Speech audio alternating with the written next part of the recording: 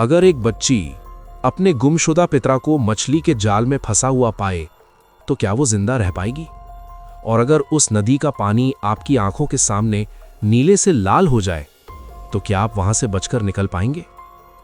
ये कहानी है एक ऐसी नदी की जहां जो जाता है वो हमेशा लौट कर नहीं आता।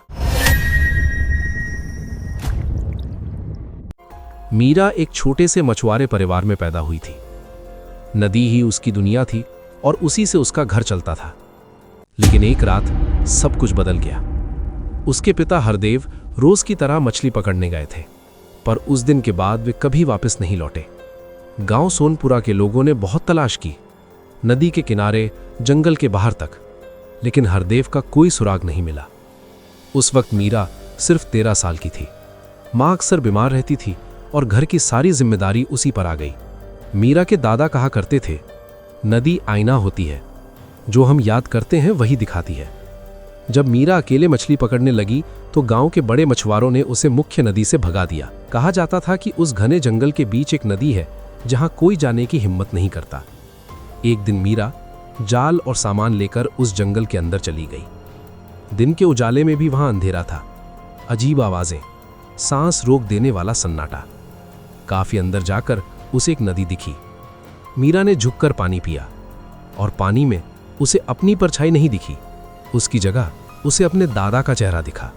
घबराकर वो पीछे हटी, लेकिन अगले ही पल सब गायब। उसने खुद को समझाया, ये सिर्फ वहम है। जैसे ही उसने जाल फेंका, उसका संतुलन बिगड़ा और वो नदी में गिर गई। तैरना नहीं आता था, किसी तरह बाहर निकलने लगी। तभी उसे लगा किसी ने उसके पैर कसकर पकड़ लिए हैं। पूरी ताकत से झटका मारा, पैर छूट गया। पीछे देखा, कोई नहीं था। अचानक पानी में एक पुराना नीला कपड़ा बहता हुआ आया, वही कपड़ा जो उसके पिता हरदेव हमेशा पहनते थे। मीरा का दिल बैठ गया। वो घबराकर अपने सामान की तरफ भागी।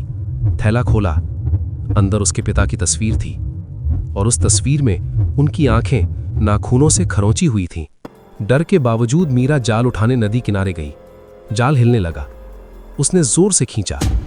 जाल के साथ जो बाहर आया वो मछली नहीं थी, उसके पिता की लाश। लाश का आधा शरीर गायब था। मीरा चीख पड़ी।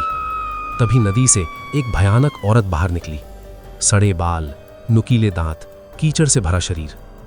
उसने मीरा की तरफ देखा और मुस्कुरा दी। नदी का पानी धीरे धीरे लाल हो गया। मीरा भागी, बिना पीछे देखे। उस दिन के बाद वो कभी कुरुंगवन नहीं गई। गांव वालों ने उसकी बात नहीं मानी, लेकिन मीरा जानती थी उसके पिता भी इसी नदी में आए होंगे और यहीं उनका सामना हुआ होगा जल भक्षणी चुड़ैल से। आज मीरा शहर में ठेला लगाकर जिंदगी चला रही है, लेकिन आज भी हर रात उसे उसी लाल नदी के सपने आते हैं। अगर ये वीडियो अच्छा लगा तो वीडियो को लाइक करो और चैनल को सब्सक्राइब करो गाइज। मिलते हैं नेक्स्ट वीडियो के साथ।